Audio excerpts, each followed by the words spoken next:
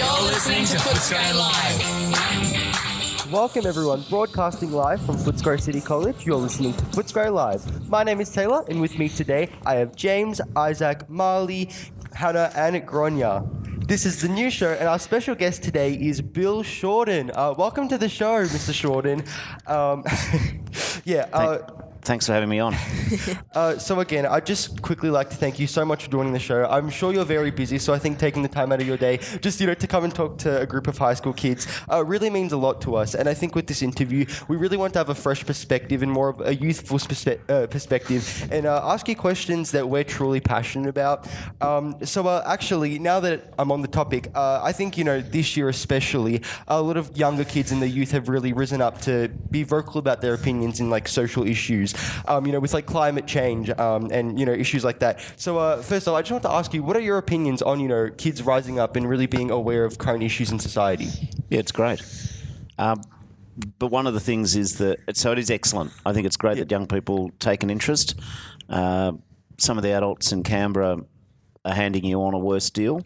So it's important that you stand up and say, no, we don't want that. We want you to start fixing problems now rather than leave it all to us. Yeah.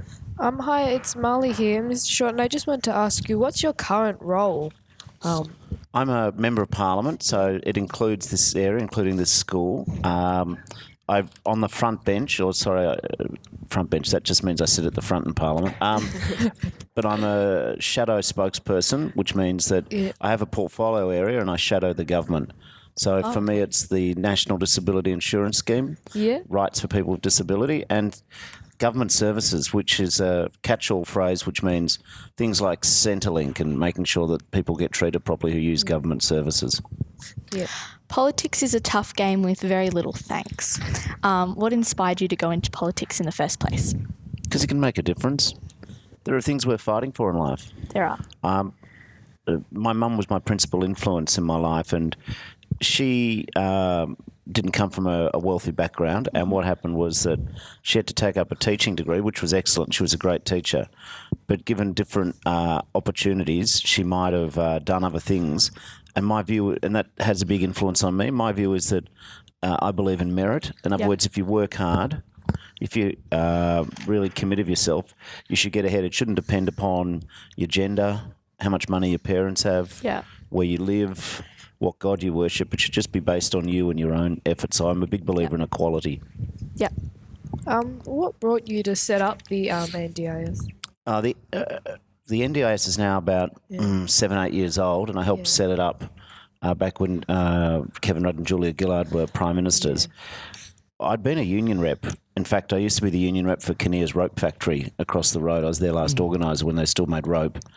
And I thought I'd seen unfair things when I was a union rep looking after workers. But nothing prepared me for the second-class world that people with disabilities and their carers live in Australia.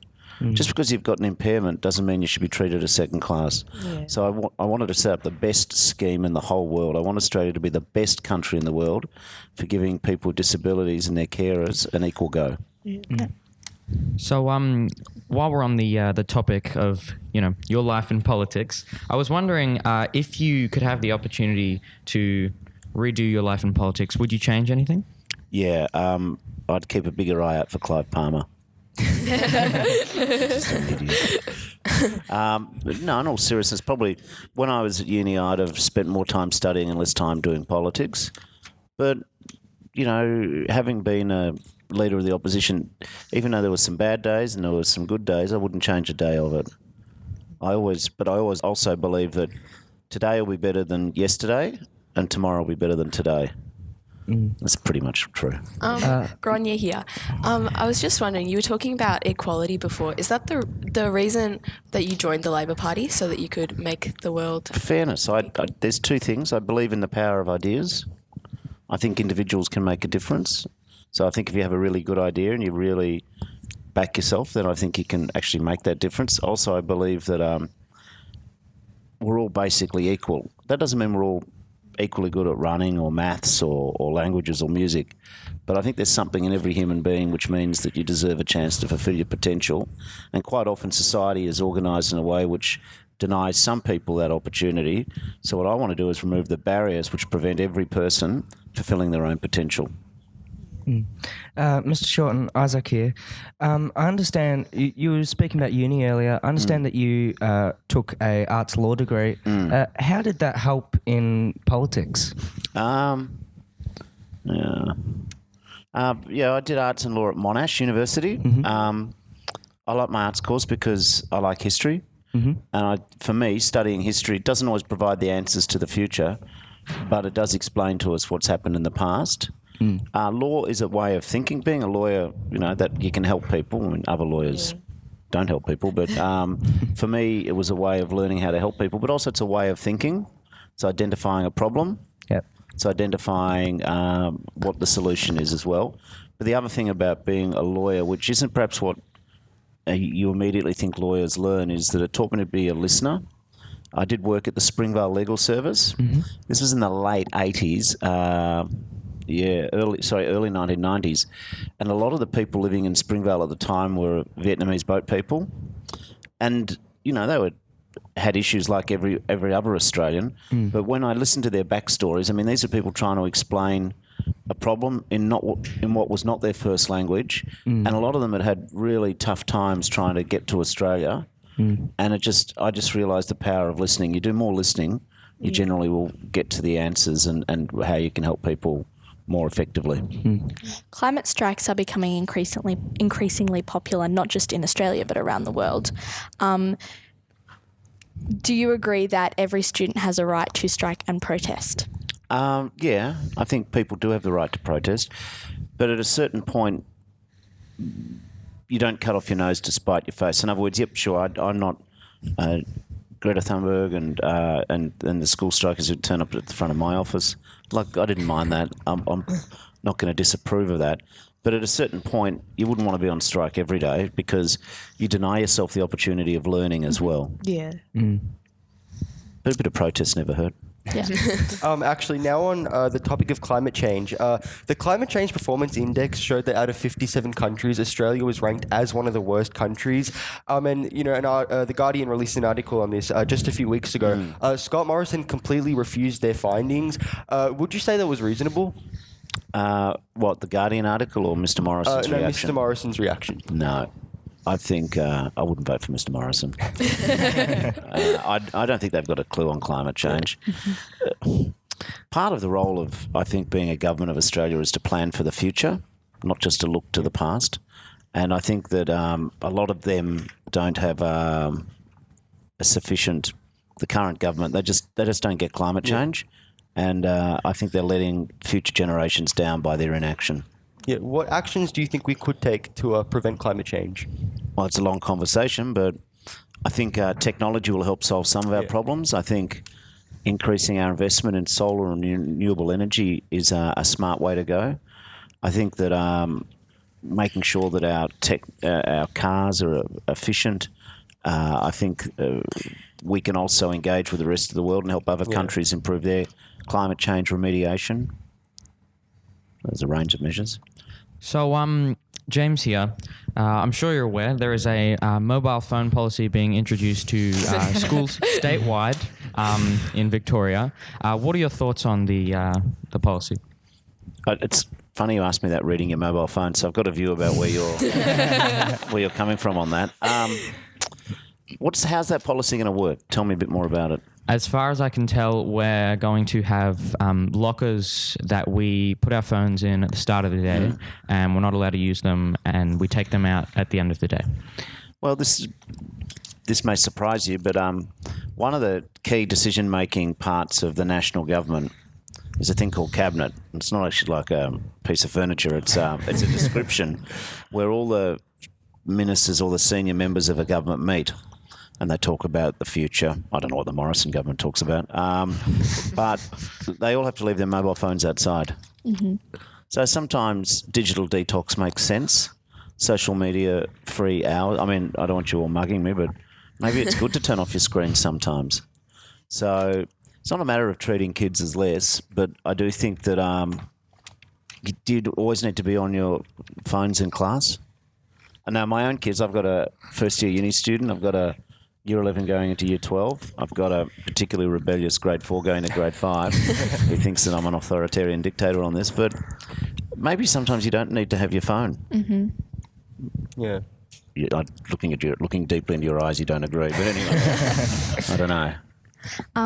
So the phone policy has been taken upon because of an anti-bullying stance, and the government and schools have been saying that phones are one of the main sources of cyberbullying and bullying in general. Do you think that this is by cutting out phones completely, do you think this is a fair stance on anti-bullying? Well, I hope they're not saying you can never use a phone in a day. But, I do think social media can be the source of unfair pressure. Of course. And I do think it can be the source of bullying. But I don't think just having a phone strategy in and itself will tackle all forms of bullying. I think while you're in the class, I know this is probably a bit conservative, but I'm relaxed about you not having access to your phone. I mean, my kids say, but what if there's an emergency? I thought, well, if you're in class and there's an emergency, probably ringing me isn't going to be the quickest way to solve that emergency anyway. Just get your teacher. How has Parliament changed over the years?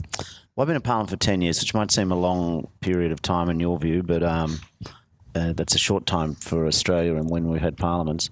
I think Parliament, though, is very adversarial. A system of our democracy is that you have a political group who are in power, and then you have others who challenge and test ideas, but it's moved beyond adversarial to destruction. So I think it's too over the top now. There's too much politics of destruction as opposed to just testing ideas. Yeah. So I think it's probably, in many times, it's an unhealthy environment. It's a bit toxic. Yeah. If you're just tuning in, you're listening to the new show on Footscray Live, and our special guest today is Mr. Bill Shorten.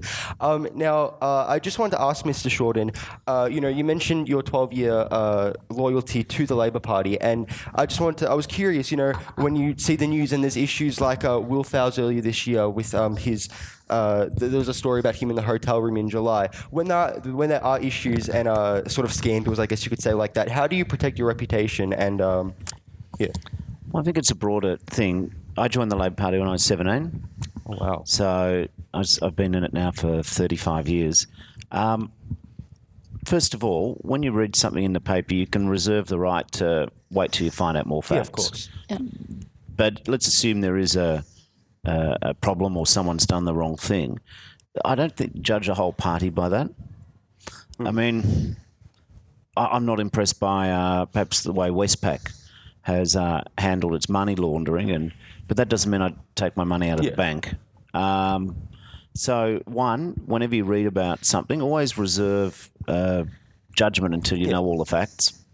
And two, for me, I'd follow what Eleanor Roosevelt said. She was a famous First Lady, a wife of President Franklin Roosevelt, who was president between 1932 and 1945. 1944. Anyway, she used to say, small minds talk about gossip, moderate minds talk about events, and great minds talk about ideas. So I always focus on what you can get done. Yeah. I think that's completely true. But now that you mentioned gossip, when there are issues like these, do you think that some, people in higher positions are given exemptions to do unreasonable things and acts? I think there's a fair bit of scrutiny in politics. So I'm not sure about politics. Just because people are in positions of power, though, doesn't mean, or great influence, doesn't mean that they're anything special. Yeah. So it doesn't mean they should be reserved a license to do things which other people can't do. So I agree that we should all be treated equally before the law.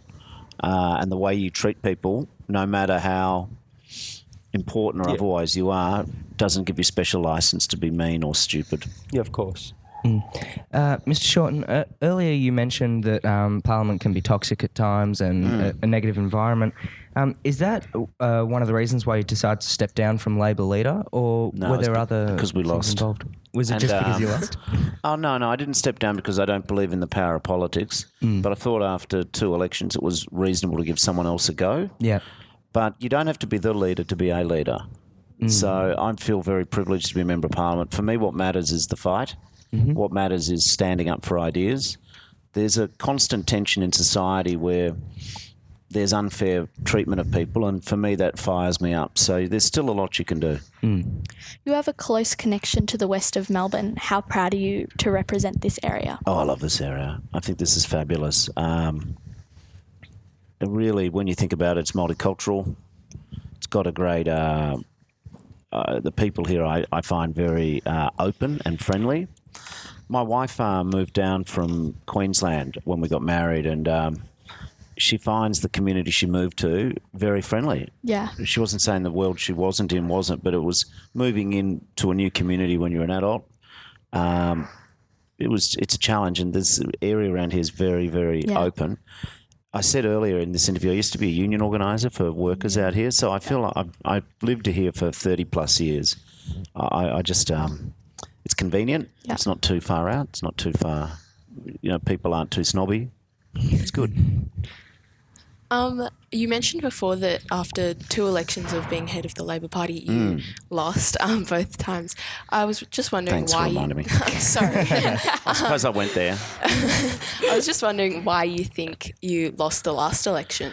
That's a really hard question. Well, first of all, in 6 of the 8 states and territories, Labor got a strong vote, but we did quite poorly in Queensland and WA, so that's part of the answer. We need to do better at convincing people in Queensland and WA.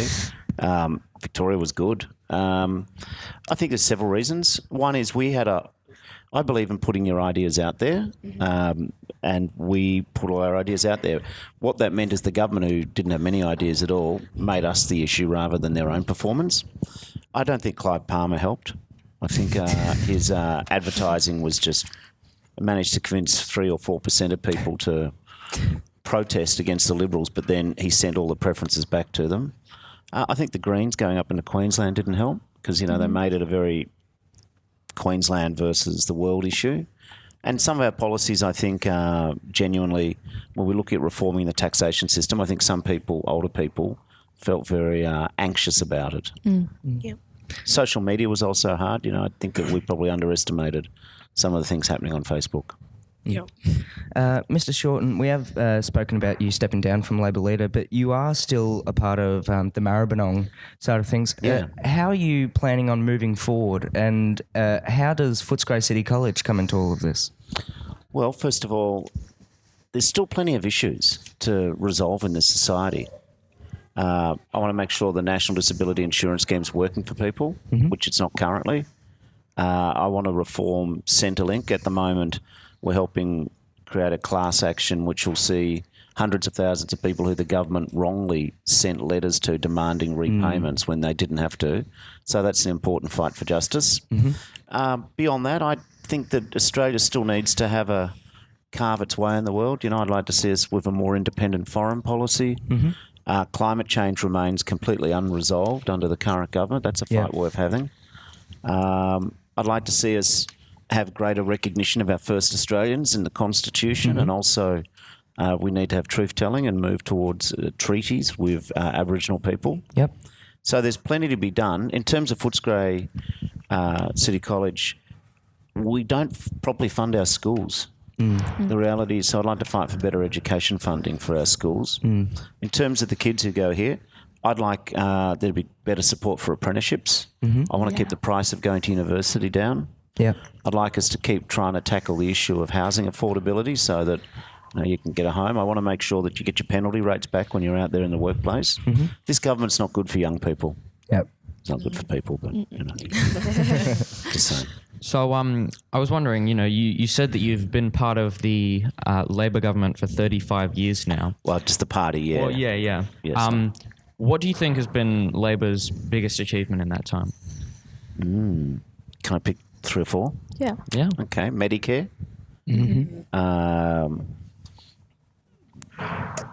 Environmental policy.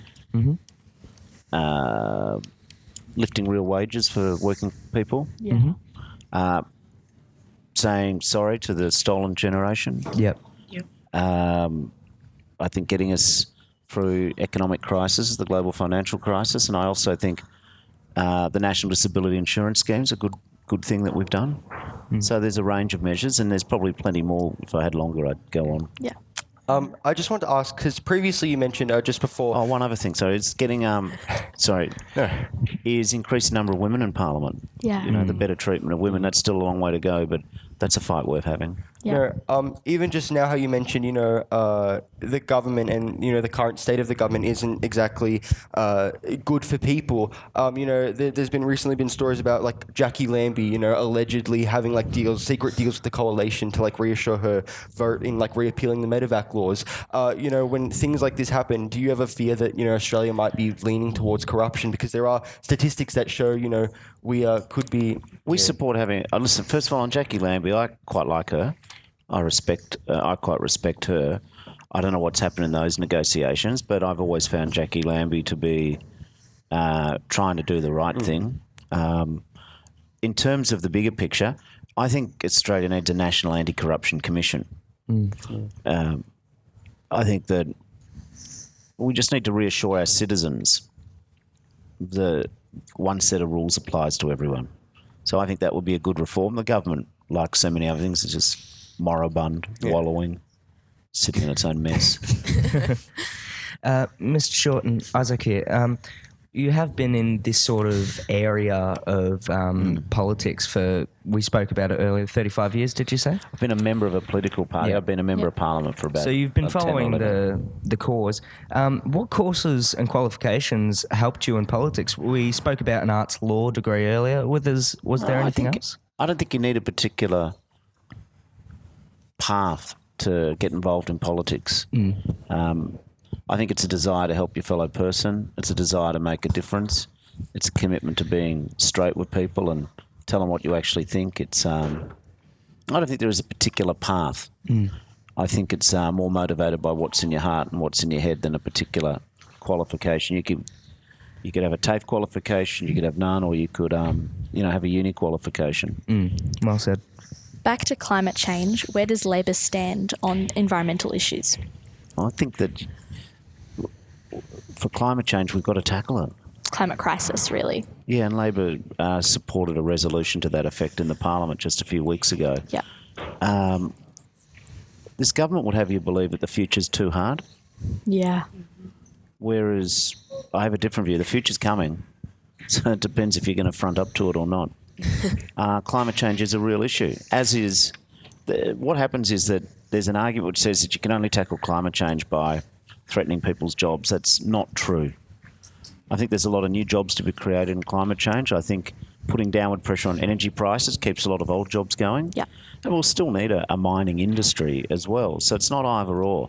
But the argument that as soon as you do one thing that it shuts down all the other options for our society and our communities, it's just lazy thinking by the Conservatives. It's sort of, they always want to scare people that the future's too hard.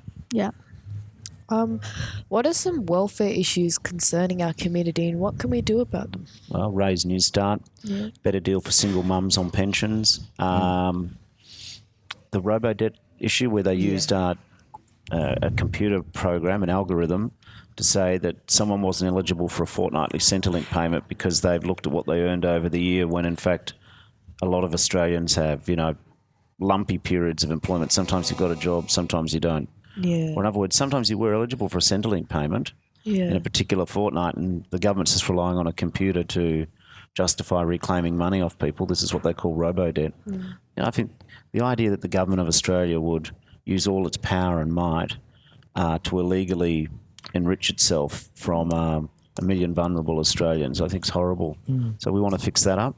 I'd also like to see a bit more help for older people with their medical costs. So I think medical costs are a big issue too. And what are we going to do about those issues, especially the robo-debt? How are we going to solve them? Well, in the short term, we're going to drag the government kicking and screaming to the court and to make sure they pay up. They shouldn't be taking money off people they weren't entitled to. I remember you mentioning before that, talking about NDIS. As Shadow Minister, what issues with the program would you like to see improved? At the moment, the NDIS has become an out-of-control bureaucracy.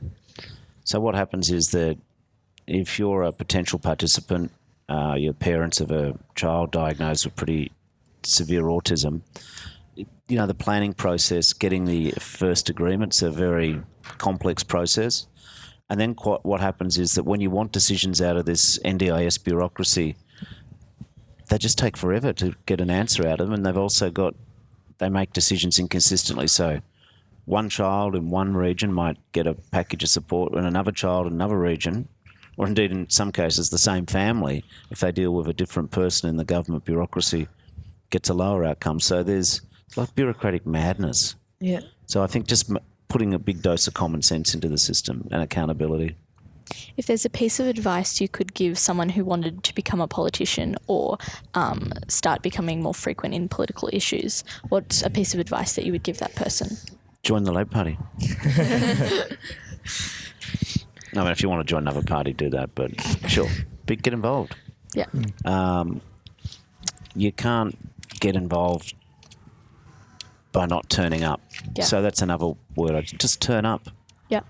The world is often run by the people who turn up. Mr. Shorten, Isaac here. Julia Gillard was our first female Prime Minister, and she did come from the western suburbs as well. How good of a Prime Minister would you say she was? She was excellent. And why do you think she was excellent? Because she was tenacious. She was smart. She's also something in politics which doesn't always get you to the top, but she was a decent person. I always got on very well with her. And you could tell her sometimes what she didn't want to hear, and she wouldn't chop your head off. So, what do you reckon is the most challenging thing about being in politics? Being away from your family. Yeah. A lot of travel. That's council politics and state politics is a little easier in that regard. So travel. Other than that, I think it's really good, except on election night. We did discuss earlier briefly that you did lose the election, and you were, and we Why do did. you have to smile when you And say you that? did. Well, you were. You did I'll just say take that as that a you were upset about it. And you have. Someone on this panel's got to be. Anyway. Well, how tough is it actually? Like obviously, there's a lot of emotional and. It wasn't the stresses. funnest night. Yeah. I felt for the people. You know, I accepted that we hadn't won, and I accepted that there were probably things we needed to have done better, and but I'm just disappointed for the country. Yeah. A lot of vulnerable people out there, but it's not just that. There's a lot of political parties should be arguing about how to handle the future, and I think the government didn't have a plan for that, and so it's a bit frustrating. We had sort of a lot of ideas on education and health and tax reform and the environment and our identity in the world, but you know it is. And so what you do is you dust yourself off.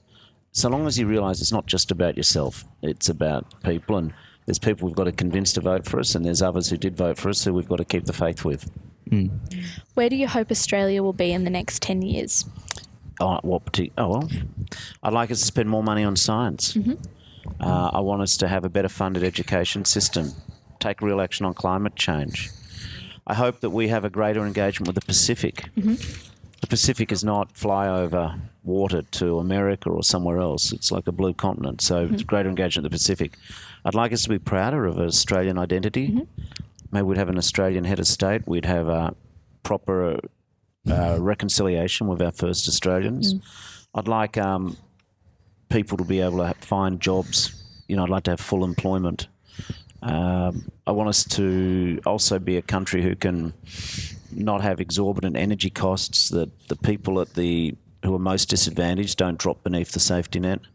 I'd like people to be able to not retire poor. I'd like young people to be able to have greater opportunity to own their first house. Yeah. I want a small business person with an idea to be able to turn it into a reality. Yeah. And when you're sick, I'd like it to be your Medicare card, not your credit card, which determines your quality of health. Anyway.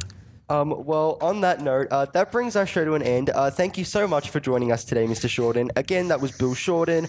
My name is Taylor, and I'd like to thank my panel of guests, James, Isaac, Marley, Hannah, and Gronya. You've been listening to the news show on Footscray Live. Thank you. Thank you. Bye. You're listening to Footscray Live.